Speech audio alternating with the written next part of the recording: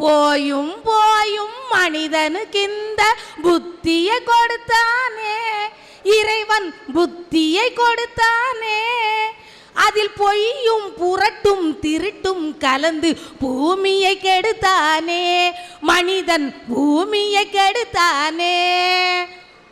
மனைவி பொய் சொன்னானா அது குடும்பத்தினுடைய பெருமையை நிலைநாட்டுறதுக்காக இருக்கும். ஆனால் கணவன் பொய் சொல்றான்னா அந்த குடும்பத்தை சீரழிக்கிறதுக்காக.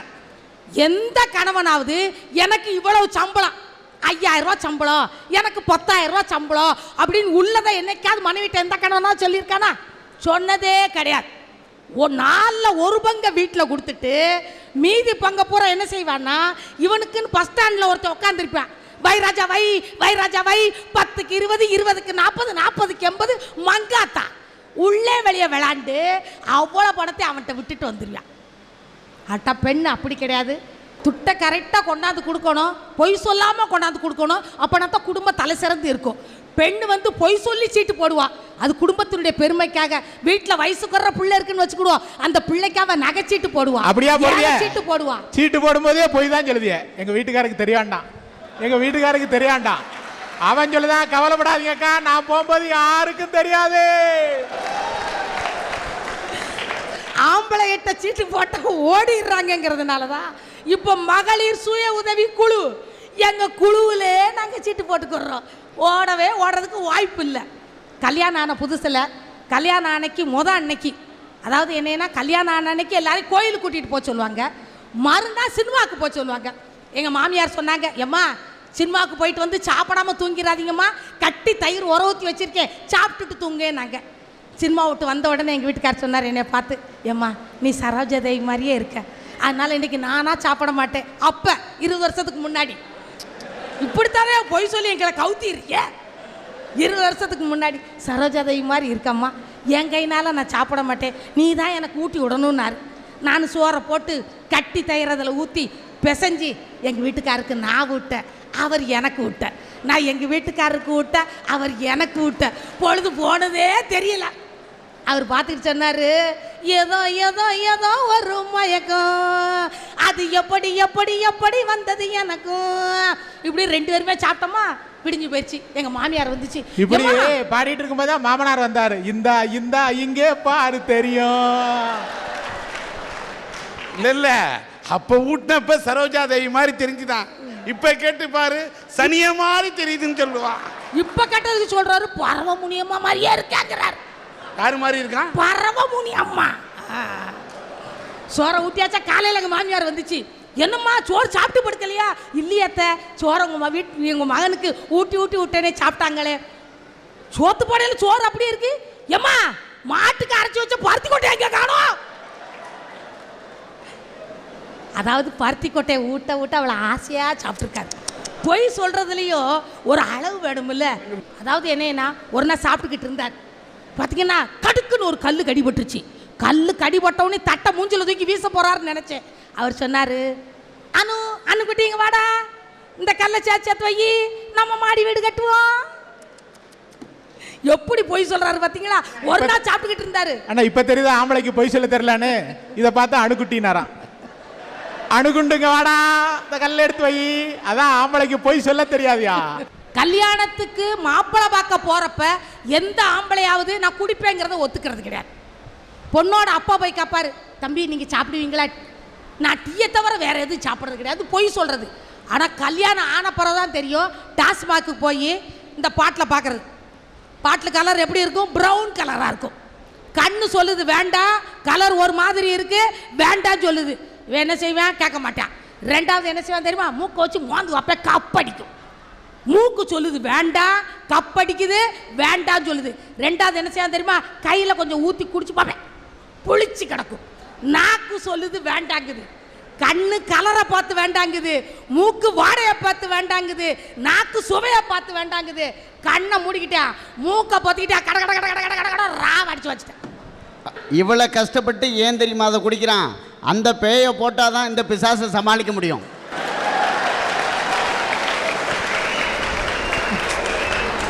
இதெல்லாம் எங்க உட்காந்தியா யோசிக்கிறீங்க? பார்ல உட்காந்து யோசிக்கிறீங்களா? பெண்கள் வந்து என்னைக்கு பொய் சொன்னாலும் எங்கேயாவது ஏக்கா பங்கஜக்கா வாங்கக்கா, ஏக்கா கோமதிக்கா வாங்கக்கா, நாங்களும் இந்த பேய அடக்கிறதுக்கு ஒரு பிசாசை ஊத்திட்டு வருவோம் அப்படின்னு என்னைக்கு பெண்கள் போக மாட்டாங்க. பொம்பளைங்க குடிக்கிறாங்கங்கிறது குடிக்கலங்கிறத நான் ஒத்துக்க மாட்டேன். போன வாரம் தர்மபுரியில் நடந்த நிகழ்ச்சி என்ன, 30 பேர் கள்ளச்சாராயம் குடிச்சு செத்து போயிருக்கிறாங்க. அதில் 17 பேர் பெண்கள், லேடிஸ் செத்து இருக்கிறாங்க. அதனால பெண்களும் குடிக்கிறார்கள் அப்படிங்கிறது தான் உண்மை. அதுல விதிவிலக்கு கேஸ். நாம சொல்றது குடுங்க பெண்களை பத்தி நம்ம பேசிட்டு இருக்கோம். கரெக்டான பாயிண்ட். அதாவது என்னன்னா, கடன் வாங்கிட்டு பெண்டாட்டிட்டு சொல்றது கிடையாது, போய் சொல்றது.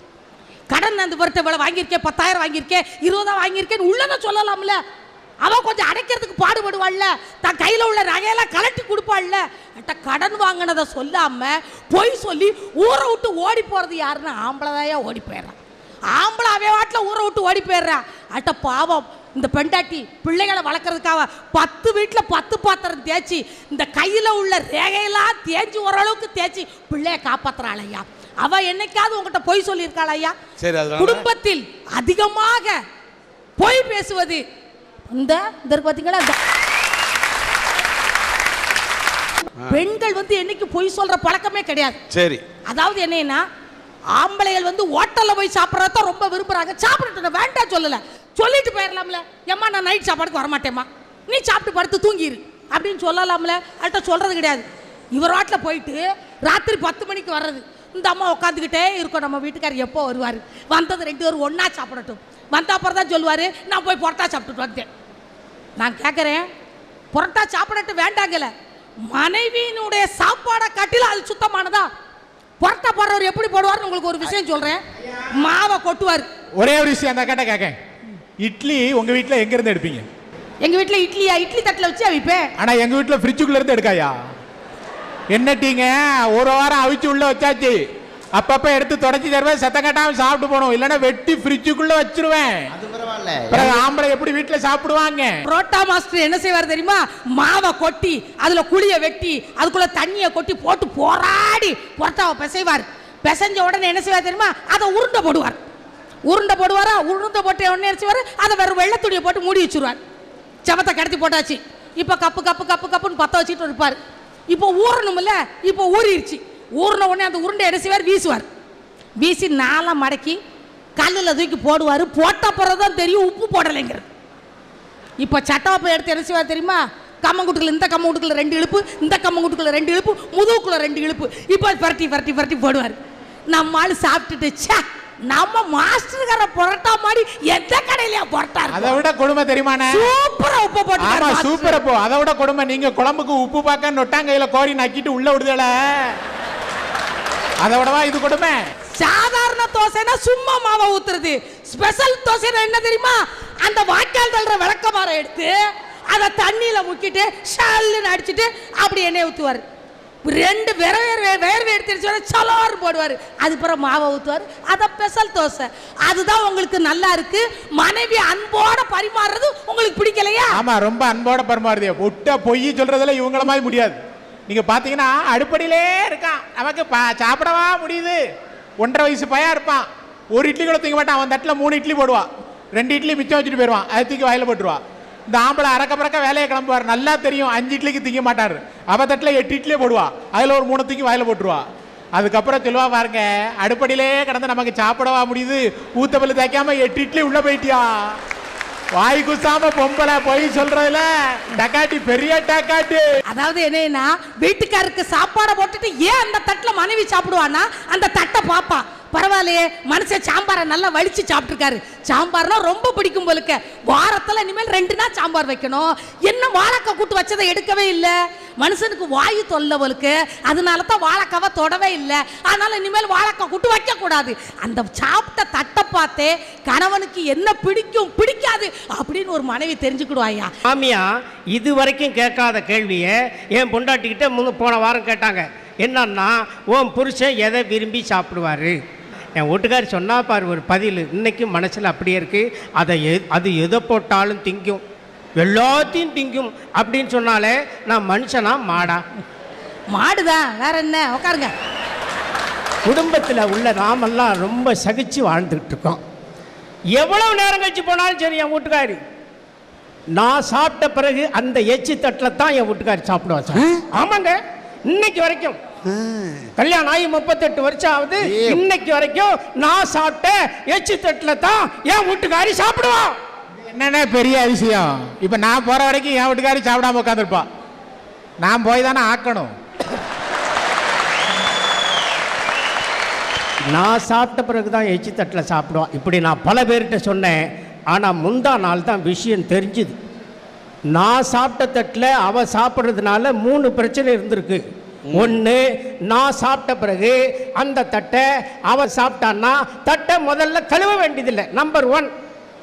ரெண்டாவது, சாப்பிடும்போது குழம்புல உப்பு இல்லை, புளி இல்லை, அது இல்லை, இது இல்லைன்னு சொன்னால் அவங்க மறுபடியும் அதெல்லாம் போட்டு கரெக்ட் பண்ணி சாப்பிடுவாங்க. Point number 2.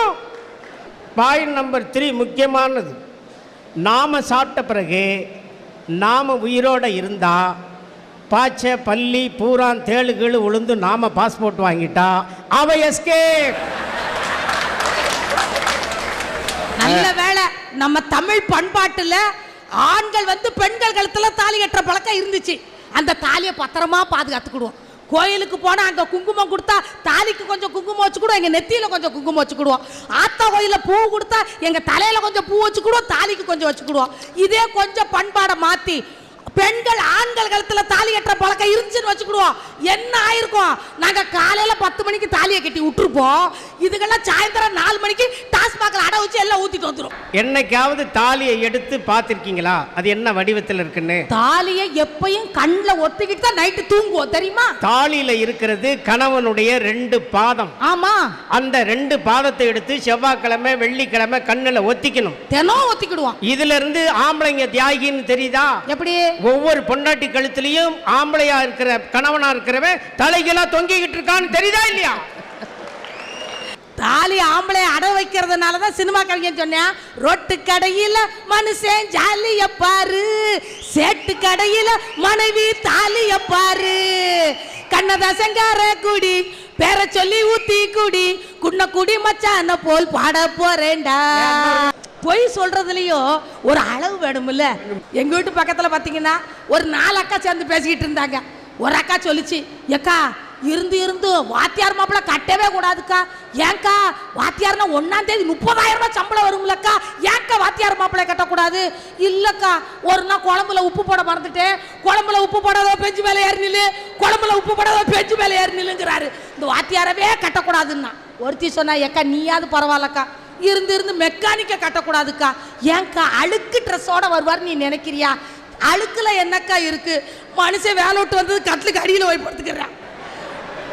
ஒரு நாள் பார்த்தீங்கன்னா அங்க ஸ்பேனர் வச்சு நட்டை கழட்டினோரு கட்டில் நட்டை கழட்டி விட்டுட்டாரு.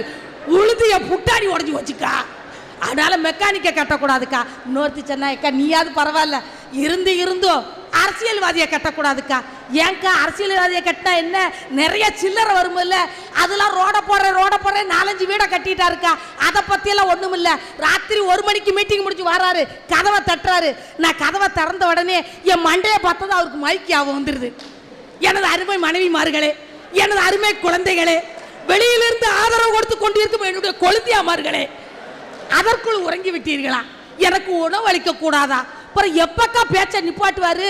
24வது வட்டத்தின் சார்பாக இந்த சால்வையை போர்த்துகிறேன்னு பீரோலுக்குள்ள திறந்து ஒரு போர்வை எடுத்து பொத்தனா பிறதான் மனுஷன் குப்புற அடிச்சு உறங்குறாரு. எக்கா நீயாவது பரவாயில்லக்கா, இருந்து இருந்து மிலிட்ரியில் இருக்கிற மனுஷனை கட்டவே கூடாதுக்கா. ஏன்க்கா, வருஷத்துக்கு 2 தடவை தானக்கா வருவாரு, 2 தடவை தான்க்கா வருவாரு, அதுக்குள்ள பிறகு என்ன சண்டை வரும்? எக்கா, சண்டை வந்தா ஏன்க்கா அடிக்க திடுன்னு ஒடியாருவாரு. நான் வந்தே மாதிரி சலிட்டு அடிச்சு நின்றுவார். அதாவது கணவனை எப்படி எப்படிலாம் அனுசரிச்சுட்டு போகணும் அப்படிங்கிற பக்குவம் மனைவிக்கு தான் தெரியும். அவ 1-2 பொய்கள் சொன்னா அந்த பொய்கள் பெருசு கிடையாது.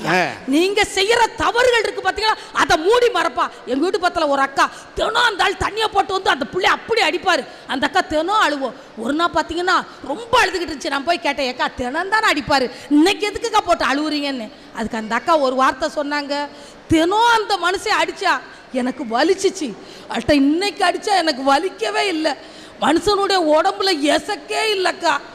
ஊத்தி ஊத்தி ஊத்தி ஊத்தி குடல் பூரா வெந்து போச்சாக்கா, அதனால தான் நான் அழுவுறேன் அப்படின்னு ஒரு மனைவி சொல்றான்டா. மனைவியினுடைய பொய் என்னைக்குமே பெருசு கிடையாது, அது குடும்பத்தை நிலைநிறுத்தக்கூடியது.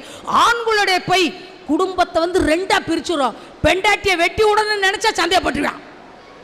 அட்ட பொம்பளை சந்தேகப்பட்டா கணவன் மேல உள்ள அன்பு, கணவன் மேல உள்ள பாசம், என் புருஷன் தான் எனக்கு மட்டும்தான் அப்படின்னு அவன் நினைச்சானா தான் அவன் சந்தேகப்படுவான். குடும்பத்தில் அதிகமாக பொய் பேசுவது இந்த பாத்தீங்களா, இந்த கணவன்மார்களே. Okay okay okay